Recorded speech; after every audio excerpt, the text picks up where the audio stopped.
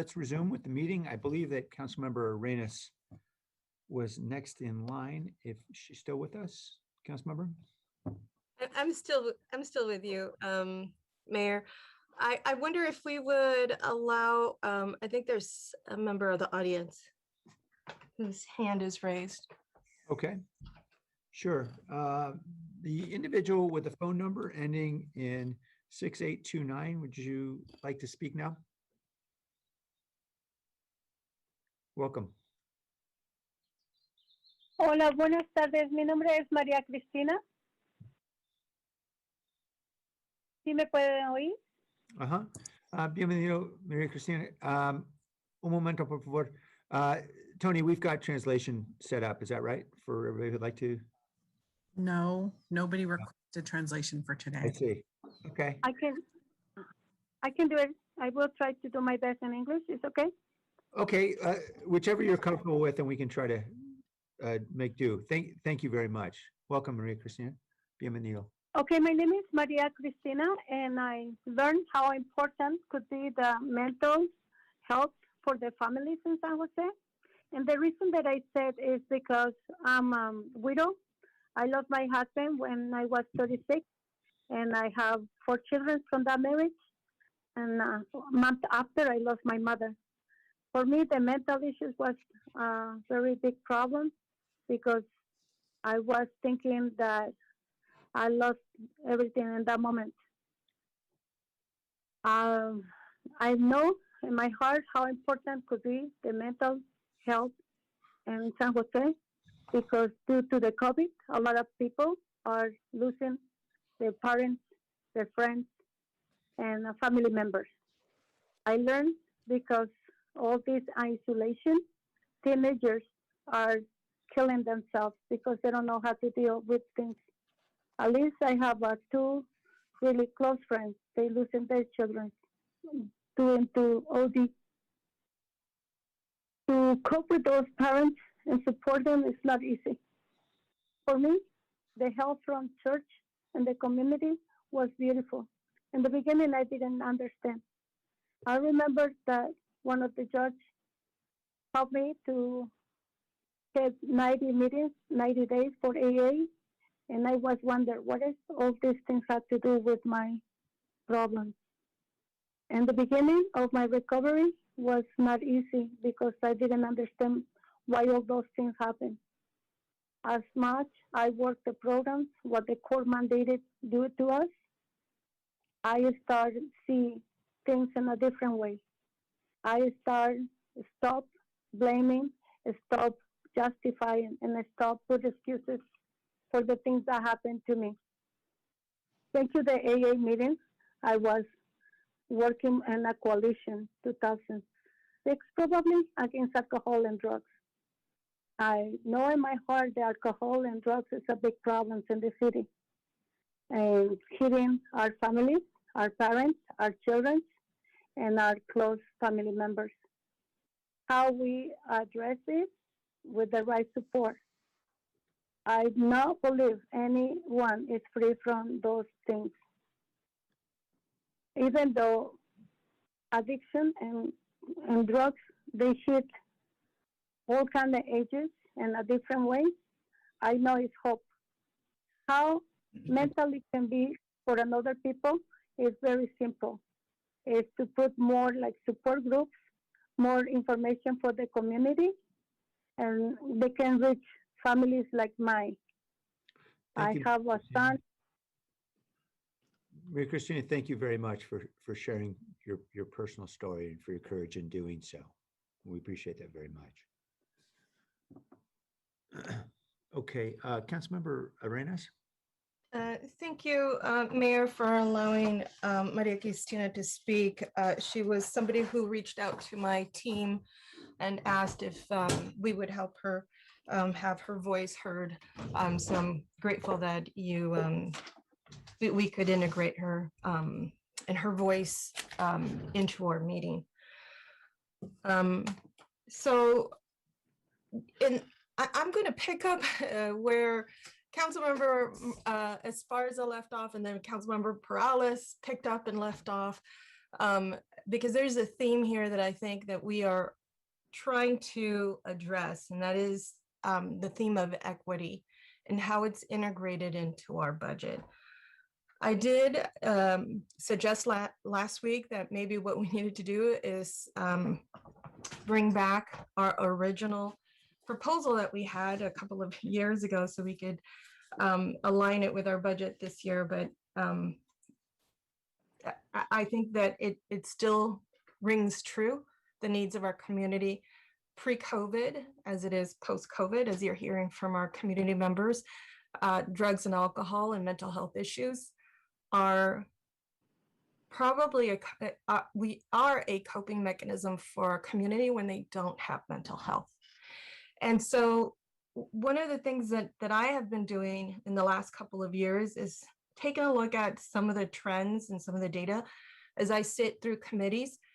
First, the public safety committee, and I realized that sexual assault wasn't being addressed. And so I asked for monies for citywide, not specifically for my district.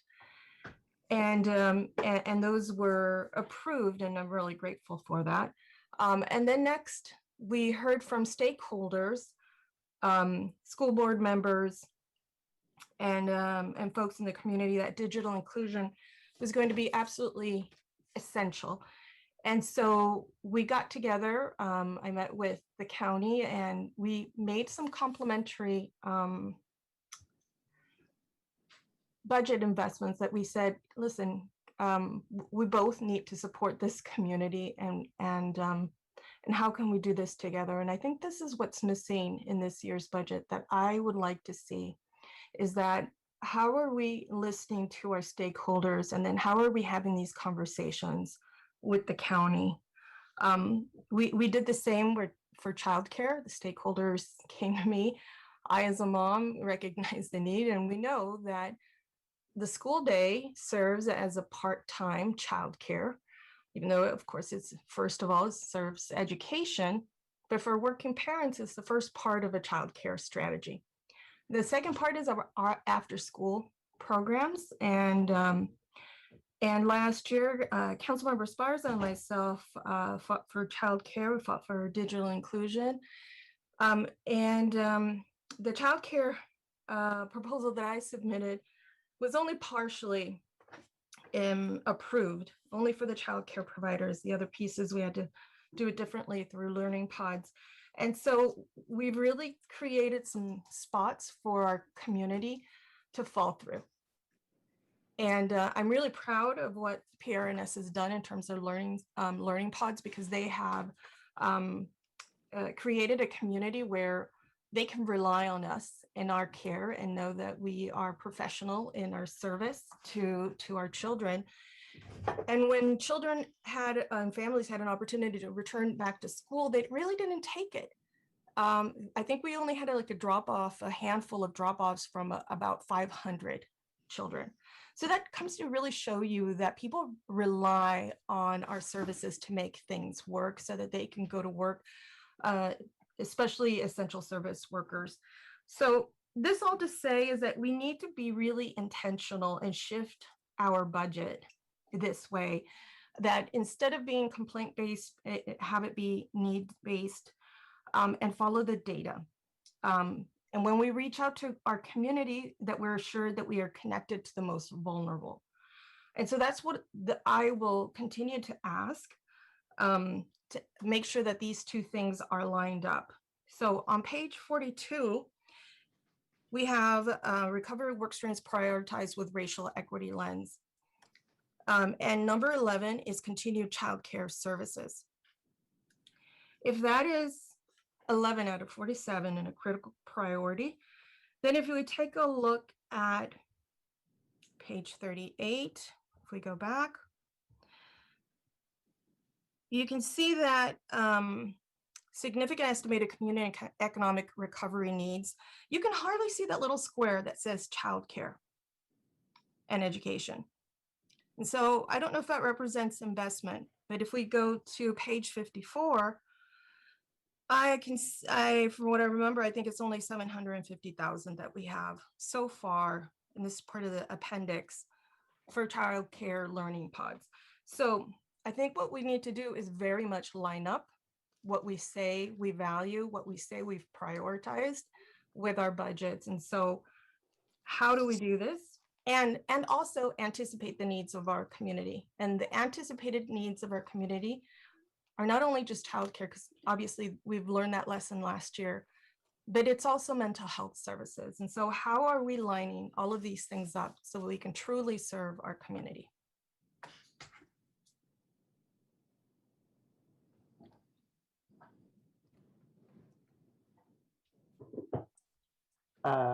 I'll go ahead and start, and then would ask John to jump in from the childcare perspective of working with the partners.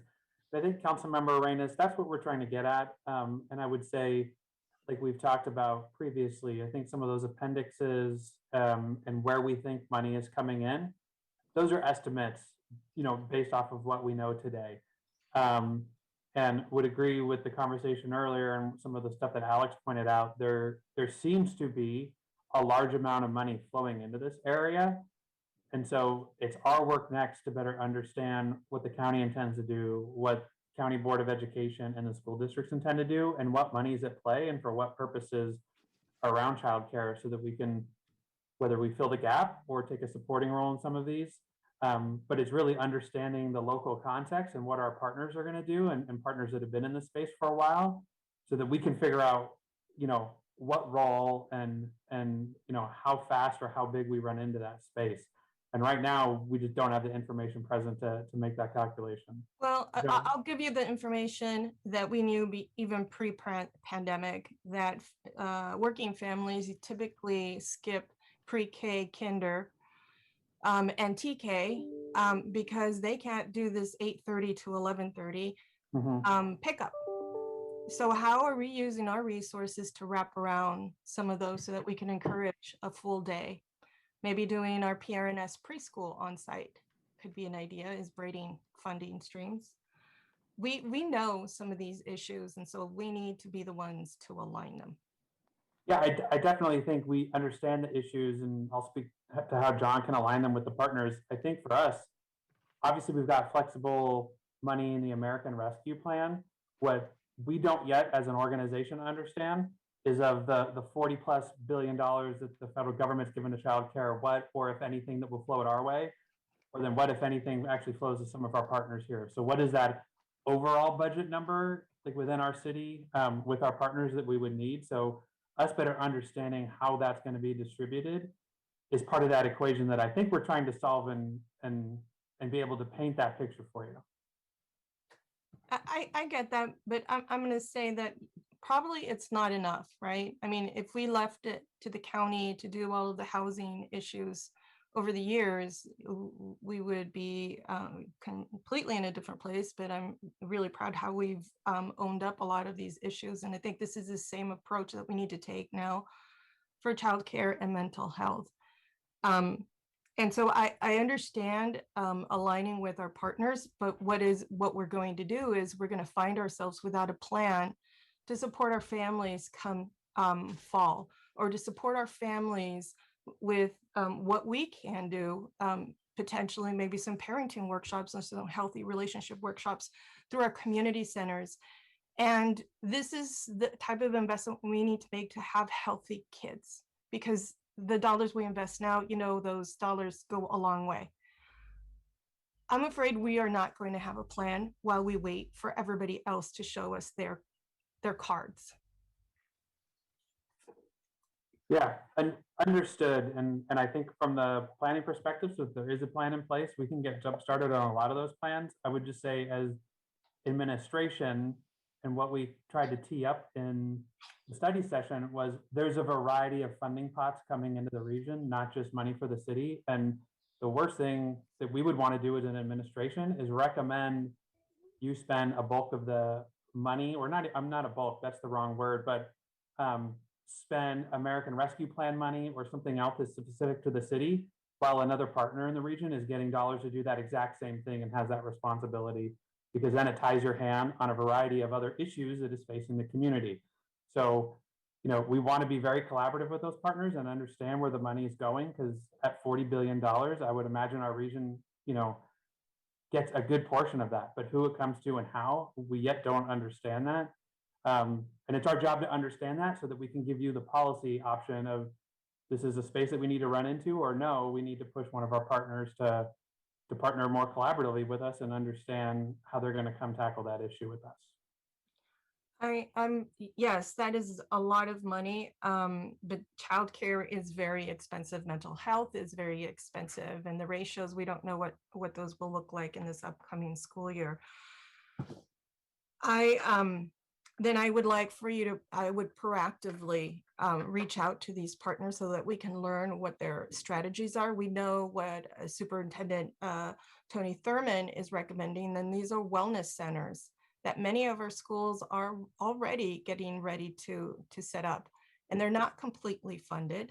They need partners, and they need partners like ourselves to make these things happen. So I can't stress enough that we can't wait for other systems to solve for things that we have some authority and ability to develop on our own. Yeah, understood. And I know I'm out of time, Mayor. I just want to make sure that we intentionally shift our budget so that it's not complaint-based, that it's need-based. And if I take a look at the Beautify San Jose money that's being invested, you would think that that is the first thing that our community is most concerned about. But I think this is the item that most community that is complaint-based thinks about. Thank you. Councilmember Esparza? Thank you.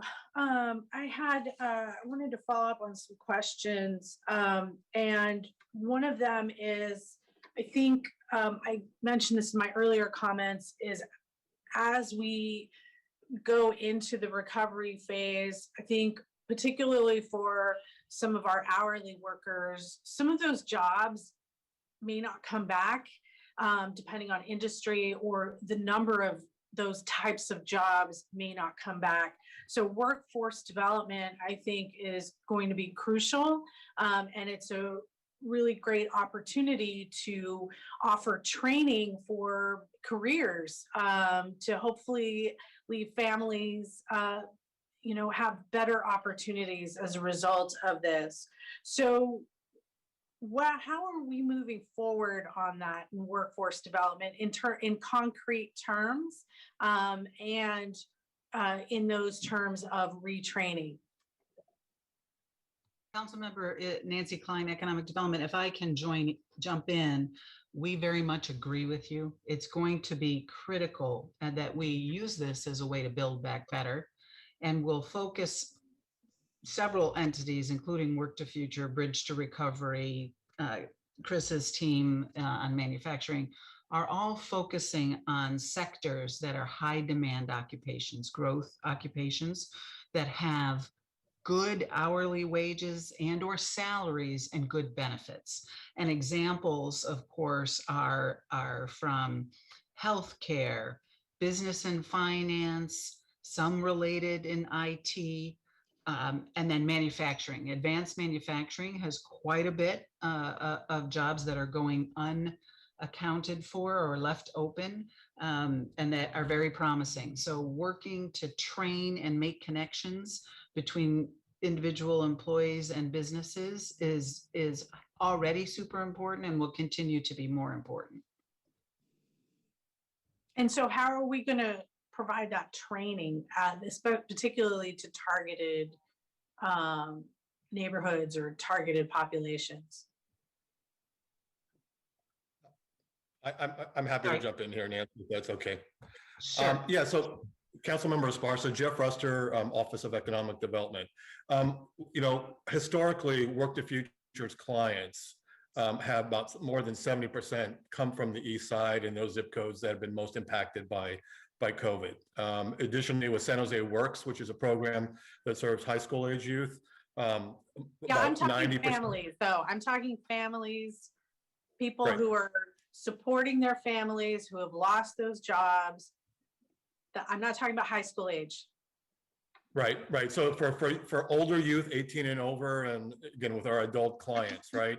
As Nancy mentioned, one key operational thing we were doing, we hope to do by the end of the year, is to actually move our one-stop location to the east side. And we have identified a site, so we'll be closer to those individuals and those families that most need our support.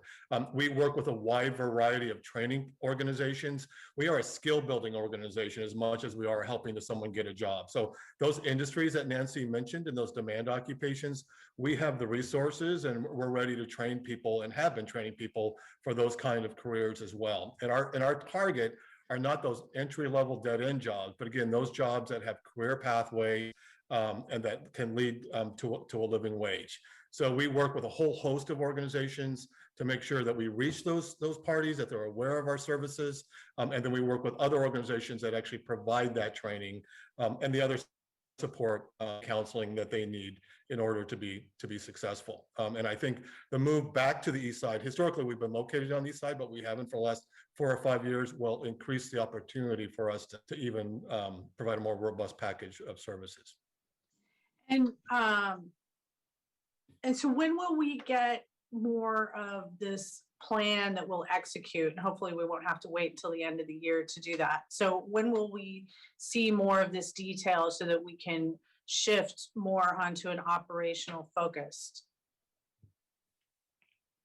Is that related to workforce, council member, or more generally speaking? Yeah, no, I'm talking about workforce development and training and jobs. Right. No, we are actually reporting to CDC next Monday. And you'll hear about what we have been doing over last year and a lot of the changes we've been making in light of COVID and what we plan on doing in the future. And it's very operationally oriented. We're held to strict metrics in terms of how many people we serve and how many people get jobs in those industries and the kind of trainings that we do. So okay, but when will we get that at the council? I guess what I'm looking at is on an operational focus. When will we get that so that we know what's happening in the neighborhoods that are hit hardest so that folks can get retrained in order to be employed? I would defer to Dave and to others on that, but we're ready to provide that information whenever appropriate. Okay. It'll get cross-referenced, Councilmember, from CEDC to council. When? The report next Monday goes to. Okay, cool, thank you. I think that's really critical. And you tied into in sort of leveraging the expertise and the contacts that we need. You touched on an issue that I think we have seen repeatedly throughout this pandemic in order to leverage those resources, which is our partnerships and contract management particularly with our nonprofit partners, both for workforce, small business, community organizations, such as, the ones that have helped us feed folks, right? We've had some issues in managing those contracts because we've had to take sort of short spurts, and it has really put some stress on especially the smaller nonprofits that are embedded in those neighborhoods that we're really trying to reach. How are we going to, given these different funding streams and how complex it is, how are we going to design this next phase of response and recovery to address some of those concerns?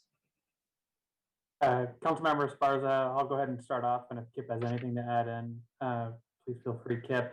Honestly, that's a big part of kind of the incremental approach as well. I think this longer planning process and kind of planning around some of the resources gives us the time to work with those nonprofits to figure out some of those longer term issues. As we started to respond to COVID-19, it allowed our federal procurement under the FEMA disaster allows a certain level of flexibility at the beginning, but then that tightens up through the process with federal procurement standards that are a little bit different. And quite frankly, the amount of money coming in was fairly daunting for some of those nonprofits as well, with stricter auditing reports and everything else that we needed to work through with them. So I think this pause allows us additional opportunity to work through some of those issues up front while we're not in the middle of kind of responding to the level we were before in say March and April and May of last year.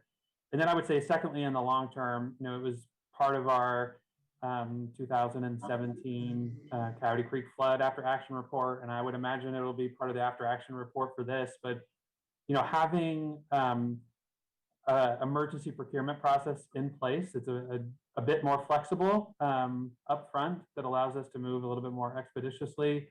I think is something that we'd want to do, and also having contracts in place, and that's something that Kip has mentioned several times, and that the team will be working on as we jumpstart recovery. A lot of work will be happening in the Office of Emergency Management to go ahead and look at that, so that we have things in place prior to the next major disaster.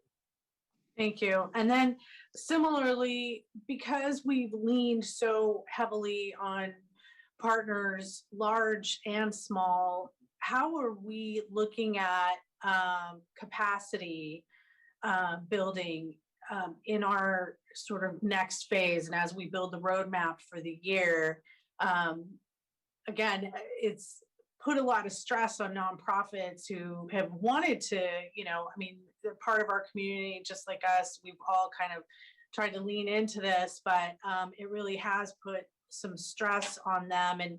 But it's also shown how much the need is in different subject areas or geographic areas. How are we looking at building capacity in these organizations, particularly as we move into a more equity approach? We're going to be leaning on some of them in the future post-COVID. How are we doing that? Councilmember Kip Harkness, a very good question. Part of what we'll be doing, and part of what we started the conversation with, is with the other foundations and other funders and community partners who can play in that arena. And part of what we want to do is complement where we are investing direct service request ARP funds with the ability of other organizations that might be able to provide more general, flexible operating support and capacity building that's more difficult to do with direct federal funds, and say, hey, as an example, we'll pick one of the areas where we realize we really do need to grow. Within small business support, there are lots of small organizations that have the initial capacity, but they don't have the experience to do a $5 million contract. How do you build them up to that and make sure that you get all of those voices represented? I think what we'll need to do is kind of a 1-2 on that. One is making sure our contracts are able to go long enough term and clear enough so that those small players can survive off the contract. And two, be very intentional with our foundation partners and saying, hey, where we cannot fund the kind of general operating support and capacity building necessarily with the federal funds, we want you to step in and support this ecosystem, and in particular these nonprofits that we're able to support with our direct dollars, so that we're paired up and partnered with them. We've had some initial discussions in that regard, but I think it's very important to do that. There's also some capacity building that we can do, but I think it's often better done by other nonprofits and foundations in support of the direct service work we're doing. And I know I've run out of time, so just to finish this thought, are we already talking with the foundation partners? Are we having those discussions? Okay, great. Thank you. And I'll wait till the next round. Thank you. Thank you. Councilmember Foley. Great, thank you. This was a really great staff presentation. Thank you for all who participated and provided us the data and information. I have some questions. Many of them have been answered, but I just wanted to talk a little bit, Zulma, with you regarding the small business group that you met with regarding their suggestions of establishing 3 new programs. Can you give me an idea of what those 3 programs might be? What were they talking about that would be helpful to them? Thank you for the question, Councilmember Foley. I actually think Office of Economic Development can answer that more clearly, but I will tell you just top line, the 3 things that I remember were access to financial, like federal loans and state grants, as well as much more capacity building for small businesses to be able to keep their businesses open and then grow their businesses, and much more technical assistance. So they're asking for much more hands-on, support from the city and their partners to be able to not only come out of COVID still, operating, but also be able to expand if possible. Okay, so. And in language. Well, the type of. In ways that really work for them, right. So virtual workshops. Right. So the type of things that a small business person would need in order to even start up their business, to navigate a difficult time and then be successful, such as legal expertise, employment, how do you hire people, how do you offer benefits, things like that. I just want to raise something that has kind of, and I appreciate that. I also appreciate the statistics that 90% of, that you're looking at 90% businesses owned by BIPOC, and that they're more likely to be facing financial difficulties. Also that 61% are women owned, and then 90% businesses are Latino owned, Vietnamese 8%, etc. I appreciate those statistics, and I want to remind the council that those statistics carry out throughout every district in our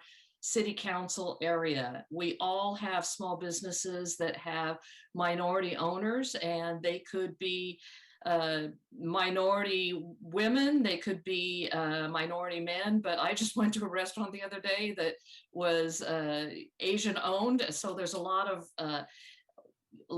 of minority owned businesses throughout the city, and we ought to remember all of our small businesses, not just the businesses in downtown. I know we're focused on them. I think that's really important, but it's really important for me to mention that small businesses are suffering all over the city. Remember, just a quick note, if I may, Nanci Klein, Economic Development. We Sure. very much are working toward the notion that people in the community help their communities best. So the EDA model, which Chris, I welcome you to jump in here too, is focused on training the trainer so that they in fact can train people in their local communities. With these dollars, as Kip and Lee and others described, we'll be able to also add dollars, that's the intention, to the EDA money that we have received to spread our services and the services of those technical assistance providers even further. Great. I think that's really important. Small businesses need help all over. One thing that has started to come up in my district, and I'm sure it's happening in every other district, and I'm not sure if this is the best place to raise it, but since we're talking about the budget and helping recover right, I've noticed that I'm starting to get emails from small business owners who have are starting to get hit with ADA lawsuits. And I'm wondering if there's something at the city level we can do to assist these folks by educating them, providing them, I'm not saying writing a check or anything like that, but is there anything we can do at the city level to help our small business understand the need to comply with ADA? Any thoughts? And this may not be the right spot. Maybe this needs to come through my ADA, my disability task force or staff when there's a staff member, but I just want to throw that out there.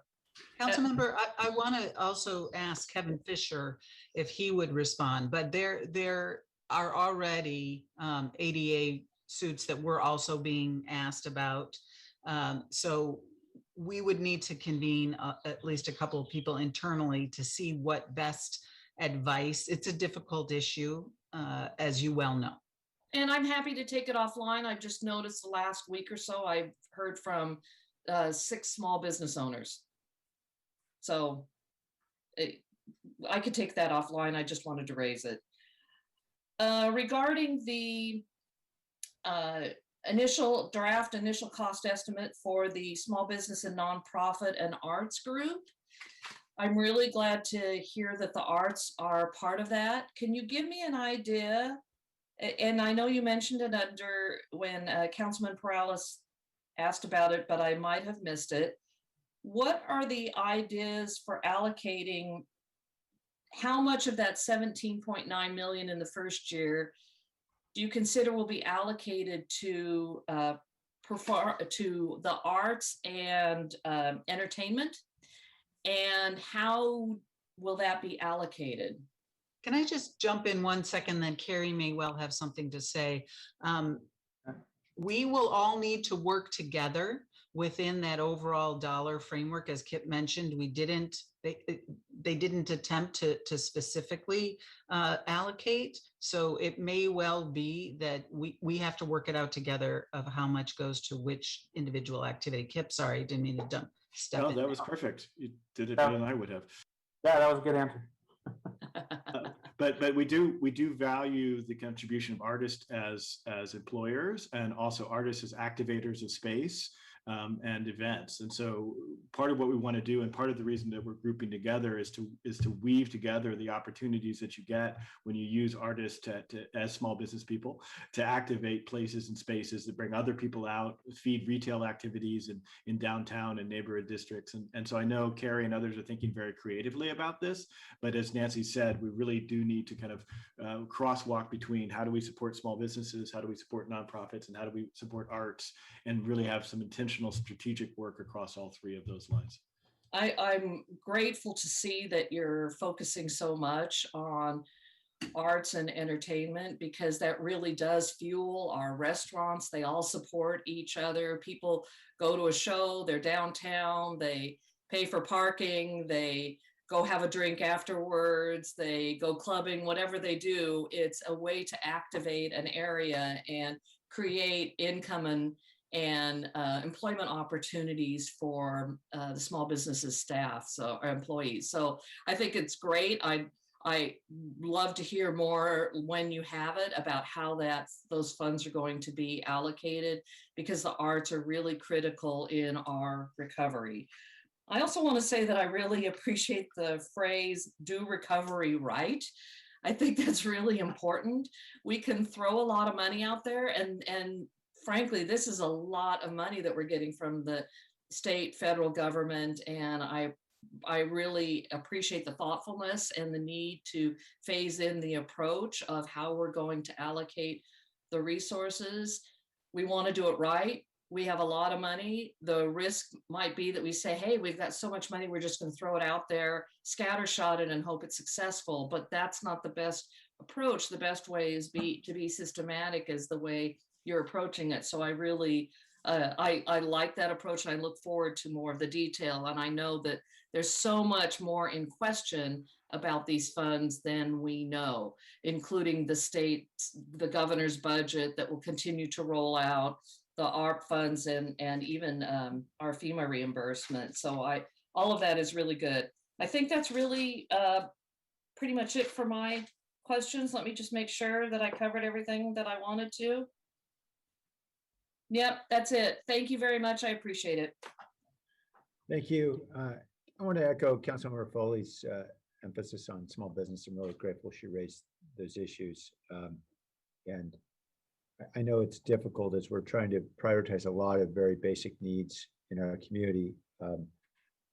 But the notion that small business assistance didn't quite make it in that top third, and we know, as Brandon Rawson and Scott Neese and others have said, this, we know who leads our small businesses, who owns them in our city, overwhelmingly immigrant-led, and who is employed in them. And so I'm really hopeful that an awful lot of our work will be around seeing how we can ensure more of our small businesses are connected to loans and grants that are out there, that we know we don't have the money, but other people do. And if we can just connect them. And I guess the question I have, I know we have a very small but mighty force in OED. How many folks do we actually have helping small businesses get connected to loans or grants out there in the world? Chris or Nanci, do you have any idea? As far as direct staff, Chris Burton with the Office of Economic Development. So our business development team, which has taken on the lion's share of our business response work through the pandemic, is a team of 11, including me. But within that 11, obviously we have a communications person, our economist, a couple of development related folks. So you're really down to sort of 4 or 5 folks that are typically working on, business and development facilitation that we've repurposed over the last 14 months to work almost exclusively with small business. Obviously, that's not enough when we're talking about a collection of 40,000 businesses throughout the city. So we've been trying to leverage opportunities like our ongoing weekly webinars, like email distribution and other digital engagement to get it as far as we can, and then look to those partners that do exist within the community that we can continue to support to really spread the messages as far as it can go. So that's ethnic chambers, the neighborhood business districts, looks like that. Right, exactly. So through the BOSS partnership, right? So the Business Owner Space Network, we have a collection of over 30 nonprofit and private partnerships that work with small businesses in a variety of ways. They're obviously at varying different scales and varying different levels of capacity. And so that's why the work around the EDA grant that Nanci mentioned previously is about building up that capacity around standing up those organizations so they're a little bit more self-sufficient, but ultimately that we expand this reach so that should we find ourselves in the same situation where we need to get out to small business rapidly, that we have that infrastructure in place and can do so much more quickly. Yeah. And I guess you mentioned infrastructure. I was actually going to go to a slightly different topic. Maybe it's more in Jeff Ruster's shop, just around the human infrastructure that we've been putting in place in different programs. Like you think of what San Jose Bridge has been doing over the last couple of years with unhoused residents and helping them get on their feet with jobs. And now Resilience Corps that we're putting in place. And I'm looking at the governor's revise and I see they've got a $200 million allocation for a Climate Corps type expansion program, which seems to be pretty compatible with what we're doing Resilience Corps. And I appreciate Michael Tubbs and others on the governor's team work on that. Josh Friday, many others I know have been working on that. And then, the $1.5 billion for cleaning and revitalizing neighborhoods. And I understand, there's a target universe of residents we're trying to serve with those jobs. Maybe folks who are coming back into the community through reentry programs, maybe formerly homeless. To what extent do we feel like we really have, the people and the organizations in place to be able to really go after that money to expand those programs for our residents, Jeff? Yeah, I mean, from a workforce angle, I do think through the partnerships that we have, there's capacity to do so. I still think we need to understand better kind of what the funding requirements are, the eligibility requirements, and the use of the funds in terms of the projects and activities that they support. But there's a whole host of partners that we work with. Just to give you an example, Mayor, through the Bridge to Recovery effort, there's over 60 partners that are involved in that effort. So we feel like they would be great referral sources and potentially hosting sites for some of the youth and adults that we could serve for these programs. All right, thanks, Jeff. Appreciate it. And my last question is for Jim. You mentioned that can't create a reserve with federal funds. I think you said something that along those lines relating to the ARP money. But I know we've been very intentional about deviating from a standard course of action whenever we've had deficits in the past. In the past, we've always said, hey, we need to solve ongoing deficits with ongoing solutions, which is, of course, really painful. It means if we can't find a new revenue source, then we have to cut. And that those are painful decisions that we've had to make in the past. And this year, we're putting most of that off. I think it looks like about 85% of our deficit is not going to be dealt with ongoing cuts this year. We're saying, hey, we'll put it off a year. And I understand why we're doing that, because we think, hey, there could be good reason to believe revenues could be coming back as the economy recovers. And by the way, we're putting away this money as a cushion, this reserve, in case things don't go so well. And I guess my concern is, I know we've had conversations before I put out my March message, and you indicated, hey, $80 million is probably what you might need to cushion the blow based on whatever. I know this is very speculative at this point, and not knowing what may or may not come in the next year. And I'm just trying to understand, can we still ensure that there is some money that is not spent for next year, whether you call it a reserve or not, that can cushion the blow so we don't have to go straight to layoffs and cutting services if it looks like because of fast rising inflation, for example, things start turning south in the economy or don't turn north nearly as quickly as we hope. How are we going to be able to do that to ensure there could be money set aside? Yeah, those are all really good points. So the from a technical basis, we're only going to recognize on the city's books the revenue coming in from the American Rescue Plan for that which we will spend. So so that's something we didn't really do it that way last time, and now that we kind of know how that works, that's how we're going to budget it this coming year. So the revenues that you're going to see in the American Rescue Plan will match the expenditure plan. So the approach that'll be going forward is to make sure that we back off enough of the expenditure plan to be able to leave some of those resources remaining of the 212 million to be able to buffer against the general fund shortfall. So that 80 million was, when it's part of that preliminary set of budget balancing for sort of strategization was, a significant chunk to be able to balance the city's budget in case things got worse and make sure that we could continue some of these response services over a multiple year period. And so I think we're going to want to do that, at minimum for next year. I think we would want to at least make sure we have capacity for that $28.3 million of what we're going to roll over to next year. So, if we, in a normal budget year, if we have a deficit projected for the following year, we will reserve at least that amount of money in one-time funds as sort of our backstop. And so we're not doing that right now because we're pulling American Rescue Plan money just to balance our budget in the first place. So we want to replicate that past procedure that the city engages in to make sure that we have at least the capacity for that.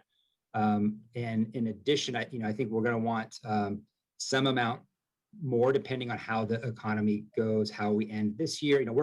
We're pretty close. I mean, we're going to come forward with our final year-end transactions here to get us as close to the budget as we can, but we're not in the position where we've been in the last few years. We've had a lot of excess revenue to be able to meet our fund balance target. So that's not necessarily materializing. So, this year is going to be tight. Next budget year is going to be tight, even if everything sort of goes according to plan. So I think 28.3 is sort of the minimum for next year. But I think over a multiple year period, we want to make sure we have that reserve.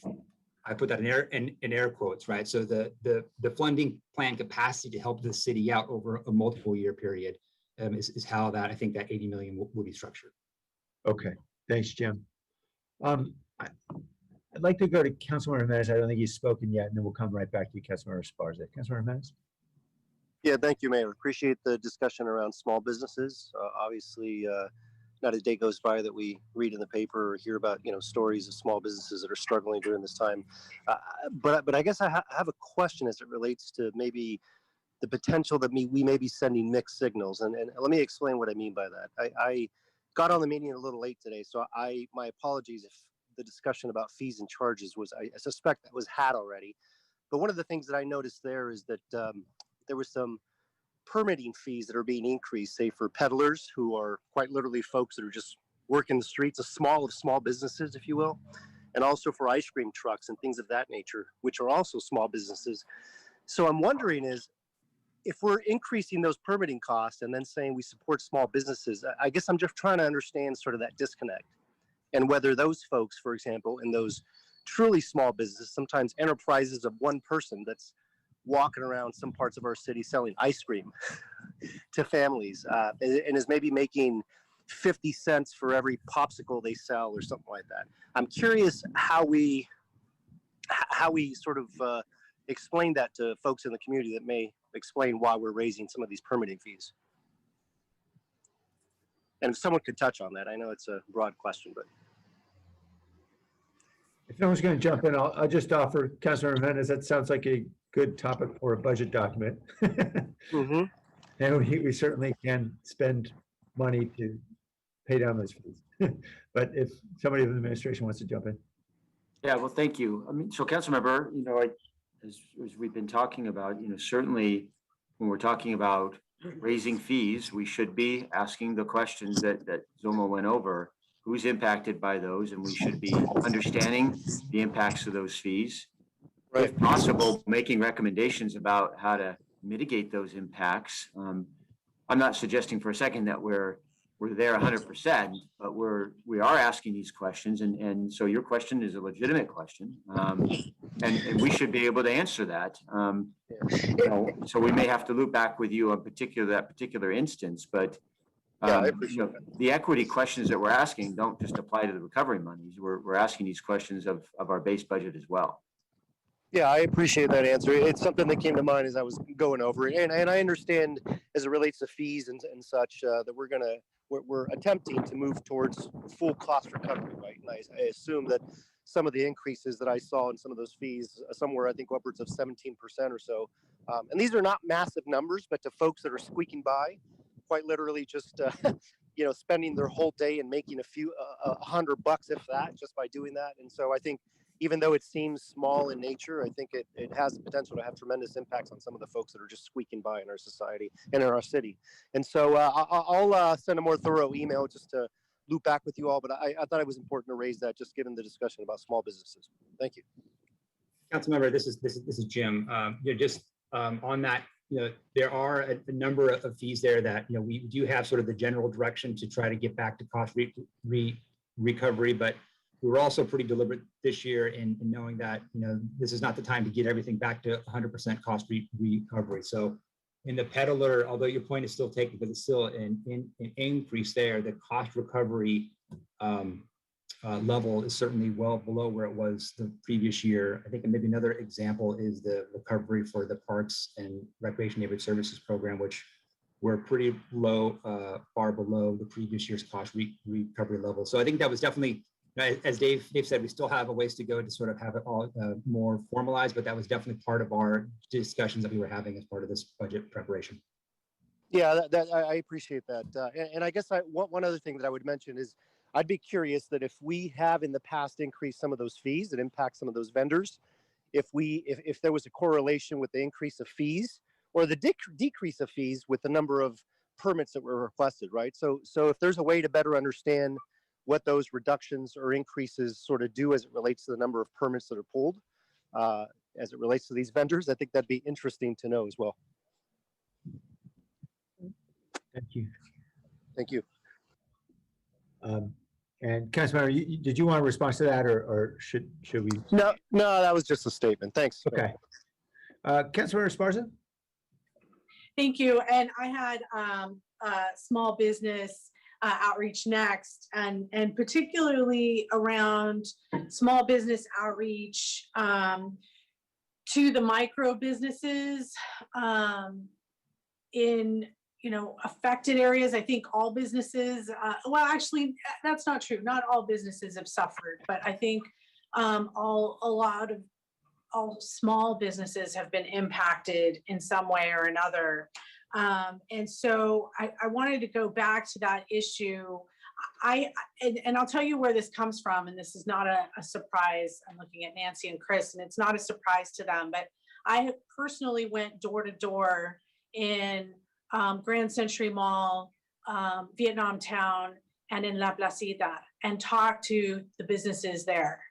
And what I found was a vastly different experience in the different places that I think we're relying on these partners, and some are being highly effective, and others, like, we need to kind of have more conversations about how we get the help, the information about how to get help to those that need it. But one thing that they all had in common was a reliance on personal outreach. Because I heard some comments around digital outreach and digital meetings and all that kind of stuff, but throughout Little Saigon or in La Placita or Center Road or other businesses in places like District 7 that have been heavily impacted by COVID, these are folks that may not they don't have computers, may not use email. They rely on third parties, sometimes to their detriment, to help them figure things out. And in some cases, they might be working 2 or 3 times harder when maybe we can help them simplify or make a direct connection with them. And so I wanted to, again, as we grow, as we get past the response and into the recovery phase, I don't think any of us wants empty storefronts. None of us wants businesses to go under, no matter what part of the city we're in. And so what is sort of that bigger plan? Because we do have a very small but mighty team. I believe they're out in District 7 today, or some of them. But it's, how do we leverage those partnerships? And based on the lessons that we've learned that require that personal touch, how are we sort of redesigning that work moving forward? Yeah, thanks for that question, Councilmember. It's interesting. Sorry, excuse me. I'm trying to think about how best to frame this, but what's interesting is we sort of got into the business of small business more regularly from the sort of business development standpoint as a result of the work around small business displacement, right? Probably 8 months to a year prior to the pandemic, we really started to double down, because beyond that, our focus has been through that BOSS network and through the small business allies in PBCE, and not a ton of direct outreach to small business. So it's been a significant model change. It was all about a year too late. If we'd have had a 2-year ramp on it, we probably would have been in a much better situation. So in addition to sort of figuring out how we kind of take a handful of people and reach this sort of massive constituency across the city, we've had to redesign our internal system so we can respond to emails on a daily basis, so we can have a phone tree beyond it coming into like personal lines, and we can sort of redirect questions across literally thousands of businesses. And what we in multiple languages, right? In multiple languages as well, exactly, which has been really great, and we've seen so much benefit from doing that, and learned so much in this last 14 months that will absolutely design our work going forwards. What I think we've realized is that the city alone cannot do that work, right? We couldn't employ enough people to get out there to every small business out there, and so we very intentionally designed our response work, including the EDA bid, sort of building on the work that you'd done in the Monterey corridor, building on the displacement work in the Allen Rock corridor, to think about how best to establish that capacity, because it absolutely relies on that one-on-one interaction and that sort of personal relationship development between any kind of business support organization and the businesses that they're serving. And so I think we're laying the foundation for that now. I think in addition to sort of funneling resources to this sort of small business support network, there's also this sort of process of mentoring. So we went into the EDA bid in a very strategic way and said, in addition to just directing funds to technical assistance providers and to small business associations, there needs to be another layer of support. We need to teach people how to build their boards correctly so that they can engage with local businesses and have a commitment to that organization and increase that engagement. We need to sort of mentor them on what sort of outreach looks like and what that sort of, surveying and all those very tactical things, so that they can get past the sort of, we can create a website, send an email, and hope to reach 90% of businesses within a small district. It's got to be much more one-on-one. It's got to be about building engagement and building commitment into that sort of business community within the districts of the city. And so that's absolutely the program we're in the process of designing. EDA was the sort of step one aspect to that. But as we move through this process, it was always designed to be scalable. So as we can sort of get more resources, whether it's through ARP, whether it's through philanthropic sources, anywhere else, it will always sort of follow that model about build the capacity, train the folks in place, and make it sustainable so that it will last beyond this sort of one-time injection of funds.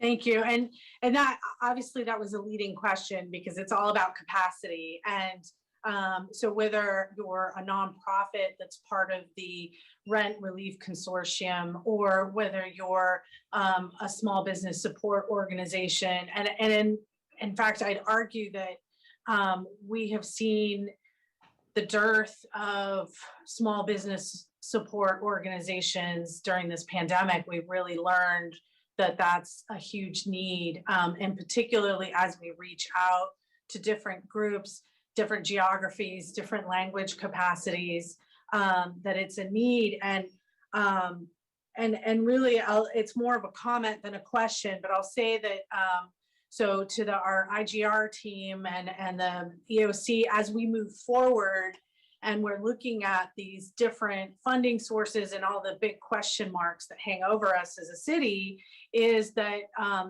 really kind of taking that rent relief approach where we have a local approach. We had a leg up because frankly, there was a program that existed before us. And so we just added to that infrastructure that was already there. But that as we take these different funding sources, we develop a local plan, and that can be, it may not be funded by the state, right? Like, again, right, really, we may have to do pieces of it alone, or God willing, it all gets funded with this money. But I think the experience of our small businesses is telling us that we need to build that consortium similar, and I keep referring to the rent relief equity partners because it's kind of, it's the similar thing that comes to mind. I'm not aware of something else like that. If there is, I'd love to see it, but whether it's childcare or whether it's small business support, that we have to sort of build that equity consortium moving forward. And I do want to give a shout out to the Downtown Association, who has been mentoring and offering support, certainly to folks in my district, but probably to many others throughout the city. But, they're probably the largest, I'm guessing, in the city, but even they have their capacity issues.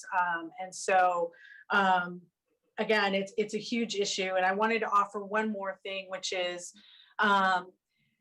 just as we've had these discussions about utilities, whether it's water or PG&E or whatever, that maybe as some of these fees, we set aside grants for folks to be able to pay some of the fees at certain levels so that the system is supported, but we offer more of these grants in different to different businesses and different sizes, different locations, that we try it that way. But, obviously that's up to you. And I have one more question, but I'll wait till the next round. Thank you. Thank you. Councilmember Harkness. Thank you, Mayor. I'm going to, since we're on the topic of small businesses, or at least our conversation has driven us there, I'm also going to provide some comment there. We know that across our nation, including our city, that women have been the ones to have lost more of their work, jobs, of course, along with businesses relative to men or other gender identities. And so what is our approach? What is going to be how are we going to focus on women-owned businesses, or to develop women-owned businesses?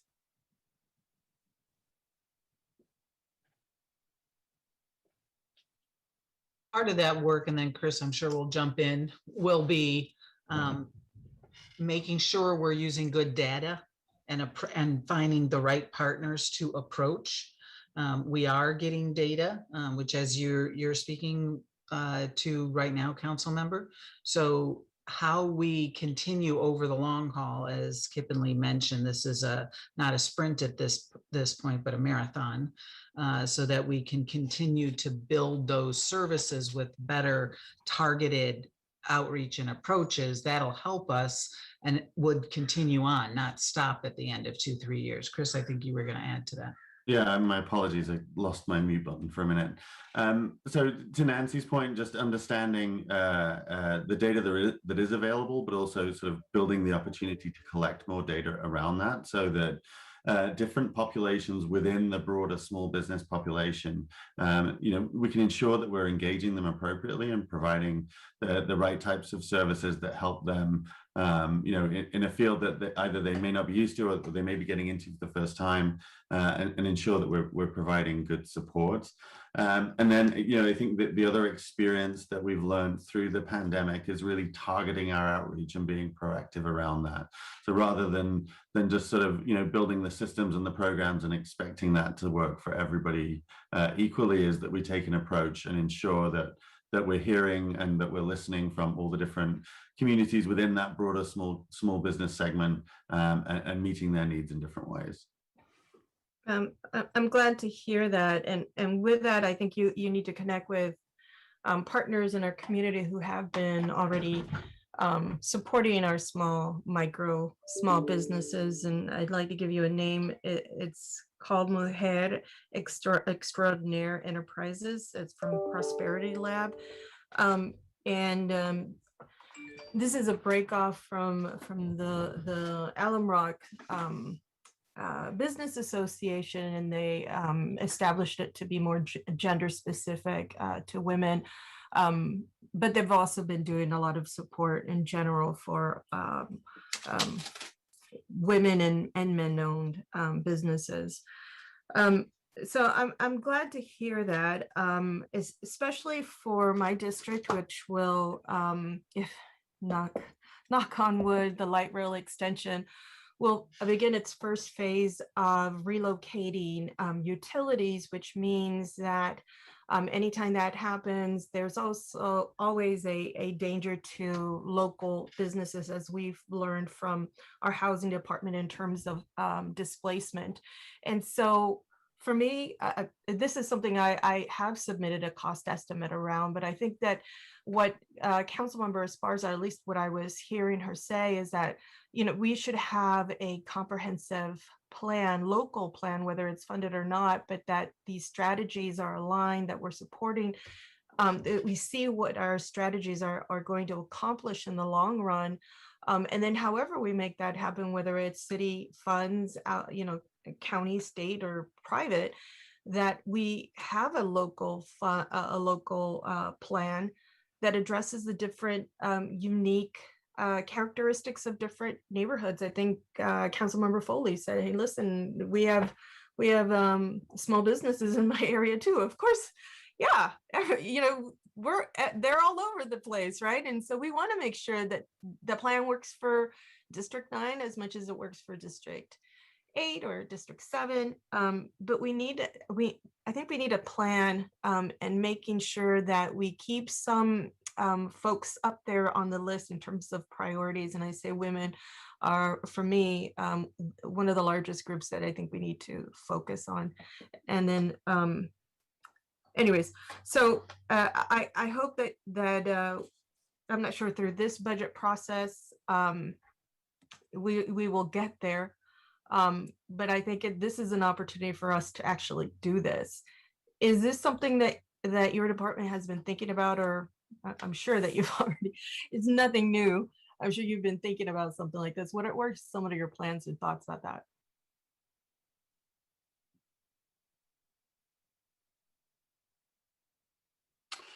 that? Yes, Councilmember, that's definitely something we've been talking to, and we've actually been engaged already with Prosperity Lab, and are continuing to explore how best to leverage that relationship and continue to build out that support. Perfect, but I was talking about the overall local plan. I'm sorry, yeah, sorry, too many things. But thank you, Chris. I know I mentioned that earlier in my comments. I appreciate the feedback.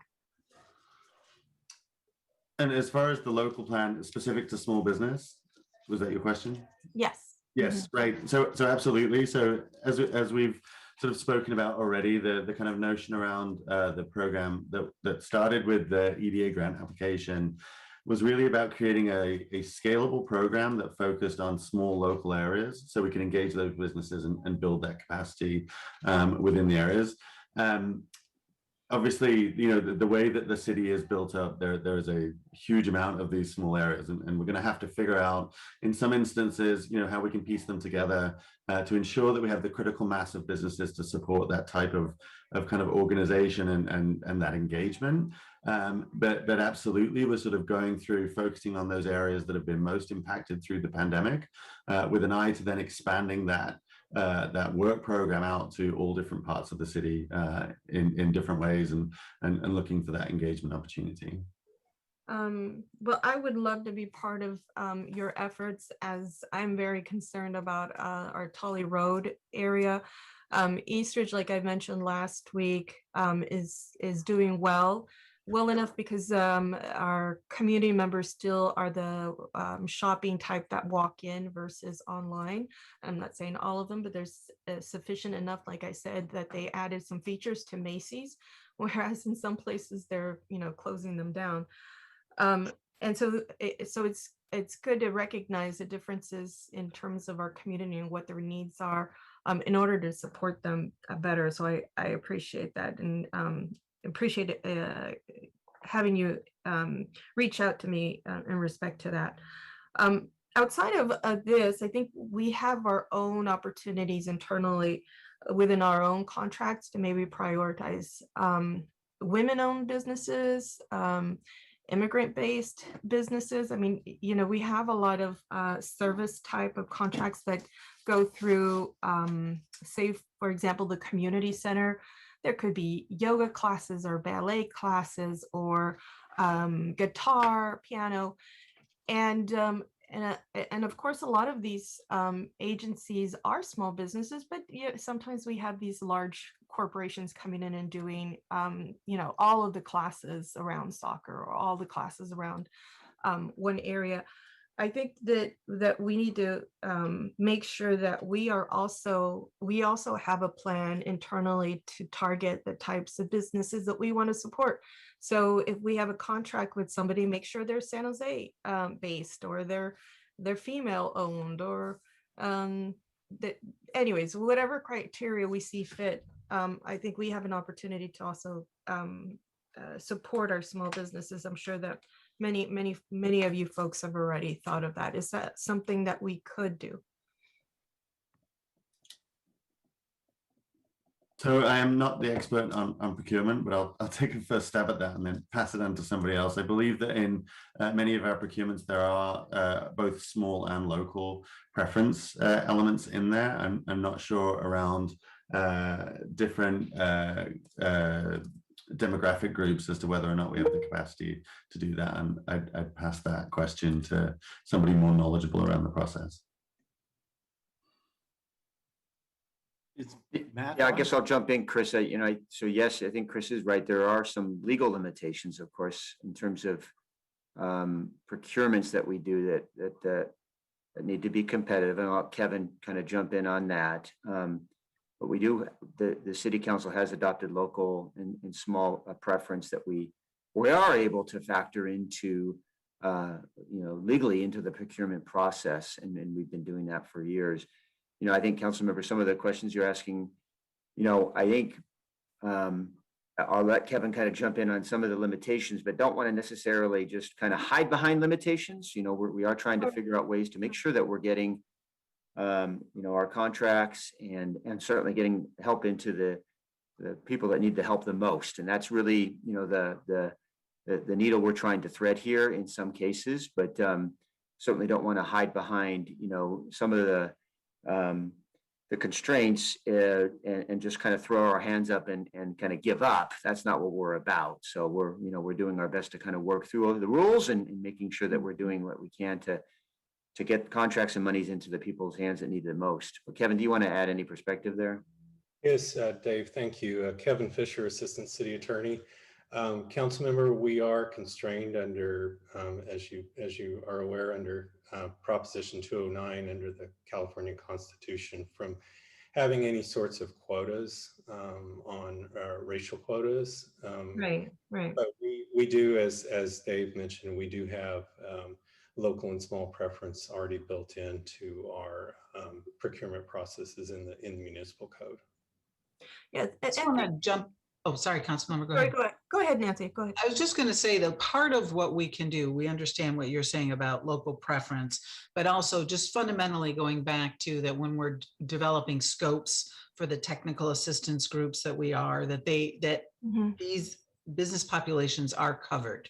And the other, I just wanted to point out that we are very mindful of the source of funds. So we are looking for opportunities, for example, to have source of funds that will allow us to serve immigrant and undocumented populations, because some sources do and some sources don't.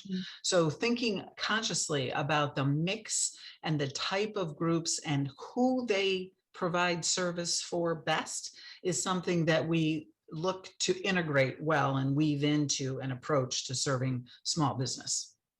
Great, thank you, Nancy. I think that probably could feed into a local plan. And of course, I want to make sure that we fall under the law, but we do have some preferences that we can employ through our contracts, and just being intentional, like you've just said.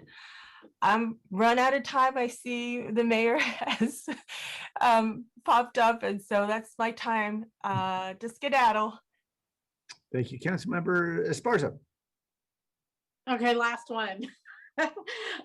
So building on some of the questions earlier, I know we're trying to leverage the funding that we get, but how are we talking with the county in particular with about leveraging money that they're getting, so that, again, just to use the rent relief as an example, where we're sort of all rowing in the same direction and putting our money into one pot. So how are we doing that moving forward? Councilmember Esparza, so we'll be handling that at a few different levels. And I would say, you know, in talking to some of the other larger cities early last week, as the guidance came through, I would say Kip and myself, Dolan, you know, Sarah, Jim, Shannon, we all kind of thought, hey, we may need to switch course and do this a little bit more incrementally. And then when we heard what the county was doing the same thing, it really made a lot of sense. And so, you know, the county's doing the same thing, especially for the same exact reason, so we can slow down and actually partner. You know, I think as we outlined, they've got about 300 million in direct state and local assistance coming from to them. They have a whole other pot of money around the health and hospital system that, you know, we have little. Rightly so. Yeah. Yeah, and rightly so, right? And so, you know, as we started to have that conversation early with them last week about what does this look like? How do we want to do this? I think we collectively realized, hey, it makes a lot of sense to do this together and do it over the summer. So I'd say at the executive level, we've had some good conversations about what that could look like at that higher level, which we didn't really have before. And then, as you know, Kip outlined around some of those work streams, really freeing up the work streams and folks in our EOC or in our recovery team to work directly with theirs around some of the specificity. But I think that higher level approach of where they're going to really focus, so where we really need to focus, because I do think they're going to be fairly deliberate around the health hospital system, utilizing a lot of the money for possible vaccination support with the booster program if needed over the fall. And so that's kind of clarity that we would need. But they've been very collaborative and receptive of wanting to partner on how we kind of jointly look at our resources through this process. And have we had conversations with them about the place-based approach? And I'm specifically thinking of the neighborhood services unit that does work in Valley Palms and Foxdale. So they're under probation, but they're kind of more of a, I guess an SNI approach would be the closest analogy to what they do and how they do it. Are we talking to them about place-based as well? So I would, yeah, sorry, go ahead, Kip. Yeah, yes, we are. A lot of that is started with the promotores work and some of the health work. We're strengthening that with our vaccine work. I don't know if Andrea Flores Shelton is. She's lighting up. I know she's been both leading a lot of the place-based thinking on our side and also in collaboration with the county, refining our place-based approach with them. The fact that we're literally taking that with the vaccines is really helpful in providing a starting point, but I'll let her speak to what she's been working with on the county side and her thoughts about how we might go forward with a more aligned strategy. Thank you, Kip. Andrea Fleur Shelton with Parks Rec and Bird Services. I have briefly connected with the probation department on the neighborhood safety unit. It was a little bit of part. Safety, yeah. Yes, a little bit a part of the research for the Promotores MBA. But we have a good relationship with them, and we'll continue to discuss where they're prioritizing. As you know, they're county-wide, so they do quite a bit of their work in South County, not just San Jose. So as Kip said, we're in the very nascent period of the place-based strategy and looking at how we'll use both the data as well as our recovery strategies to figure out where we prioritize recovery efforts and the neighborhoods that we want to be in for the long term. That's really great. I'm glad to hear that. And I hope you can feel free to use us as well. I know that as some of this work progresses, you know, sometimes it's helpful to have us in there and sometimes it's not.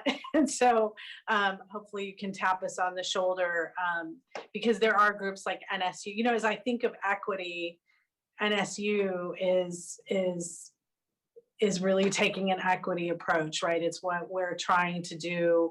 And so I was thinking of how we can partner on the place, or like whether we are all putting our resources in one pot or complementing what the other's doing in that place-based approach.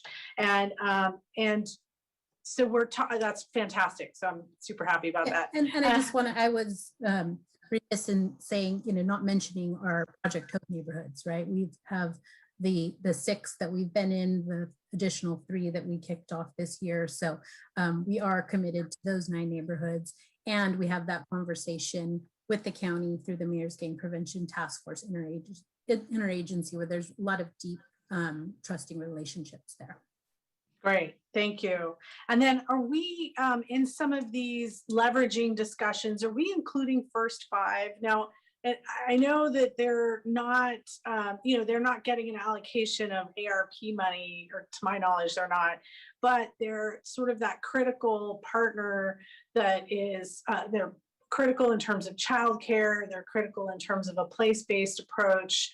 And often there's sort of that, I don't know if the linchpin is the right word, but they're a really important partner in sort of bringing everybody together so that we can all sort of leverage what we're doing in these approaches. And are we having those discussions with them, and not just the county office vet or the school districts? I think First 5, because they rely on First 5. Go ahead, Andrea. It looked like you wanted to add. Oh, yeah, I would say with First 5, you know, the work that we've done to build on our high quality preschool program plan, we've been in deep partnership with them, and they've funded us as it relates to the preschool work. Thanks to Laura Buzo and her ongoing relationship with them, we are continuing to bring in revenue from First 5. And granted, that is around their Family Resource Center model. So we're doing it in the early education lane, but absolutely when it comes to neighborhoods and they have already used an equity priority platform to identify what family resource centers are. So they will be a deep partner. Awesome. Okay, thank you. That's it for me. Thanks. Thank you.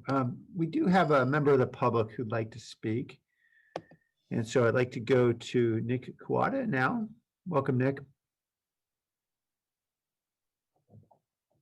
And to any other members of the public who'd like to speak, please raise your hand. Hello, Mayor Liccardo and members of the City Council. My name is Nick Kawada, Policy Director for Silicon Valley Council of Nonprofits. Thank you for the time today. I know that public comment was made previously, so I appreciate the extra time. Along with the Racial Equity Action Leadership Coalition, a coalition of over 60 nonprofit organizations working towards racial justice in our organizations and our community, we present to you a set of principles for an investment agenda for recovery, the scale of which federal resources should be viewed as an opportunity to make breakthrough achievements in critical areas, such as alleviating the racial, ethnic, economic, and other disparities that produced so much death and suffering during the pandemic. In addition, principles of transparency and racial justice must prevail. We have been very pleased to see racial equity addressed during the budget study sessions to date, And consistent with these principles, we support the establishment of a recovery task force as proposed by Councilman Perales, and hope that there will be room at the table for nonprofit organizations as well as community members with lived experiences. We also have a specific nonprofit sustainability initiative proposal, which we've sent to you previously, which among those things call for an initial $5 million fund. And this fund is really to help lift nonprofits out of the starvation cycle that can disrupt essential work and prevent nonprofits from best serving their community. This will carry over some of the good work the city did during the emergency response to the pandemic, so that nonprofits can be continued to support and in turn step up and pivot in response to emerging community needs. We are also asking the city to make a specific investment in 2 additional initiatives. One is a healthy community master plan to address community human services needs in a more comprehensive way across several city departments, and a civic engagement initiative to design a process of bringing community voices to the table so they can acknowledgeably co-create the solutions that will support the community during recovery and beyond. Thank you very much. Thank you. Sparky Harlan, welcome.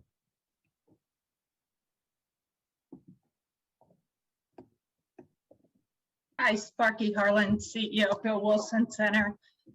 I'm here just to ditto and support what Silicon Valley Council of Nonprofits also spoke to, which is to be sure you include the nonprofits in the recovery, Build Back Better.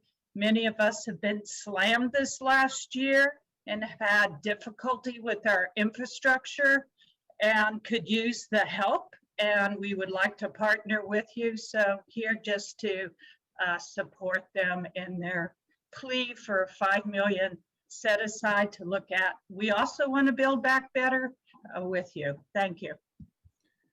Thank you. And Mr. Beekman.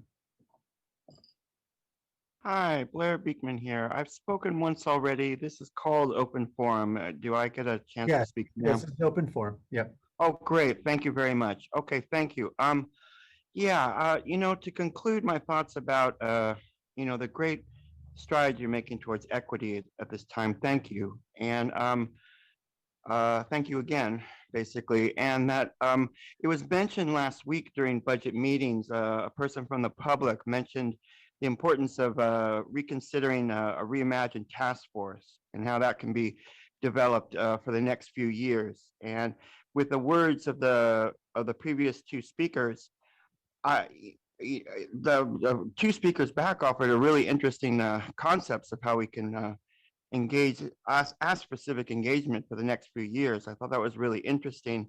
How a reimagined task force for the next few years can fit into that process. It should be real important, and I hope you can consider it. And a real good person asked about it, a public comment a few weeks ago. With 52 seconds, there was a lot of talk about broadband today. And besides police, public safety budgeting, communications budgeting was really, really high. So you're going to be really pushing, 4G and 5G for the next few years. I can't stress enough the importance of the open public policy process that should complement and work hand in hand with the broadband that you will be building. And I can't stress enough the importance of open public policy ideas can really help the next few years and give us a good foundation in case there are problems of natural disasters. It just gives us a way to better think through difficult times and a difficult process. And I hope open public policy is really considered in the next few years. Thanks. Thank you. Catherine Hedges. Thank you very much. I'd like to echo the other comments, and I'm glad to see that the city is doing more to help small businesses. That will definitely help with the racial equity, because we have so many entrepreneurs like the people at the flea market and popsicle vendors. And I hope that the city can work out some kind of sliding scale for a lot of fees and equipment installation, other things that the city charges, because it costs just as much for an artist to install a piece of equipment in their studio as it would for Intel to install equipment. And that just puts it out of reach. If you want people to actually do things above board and with permits, then don't make it such a big burden to do it the right way. Thank you very much. All right, thank you all. And thanks to all the members of the city team who have helped us think about these very difficult and challenging issues. But we appreciate the opportunities that are presented both with these resources and with the partnerships. So thank you all. We will adjourn the meeting.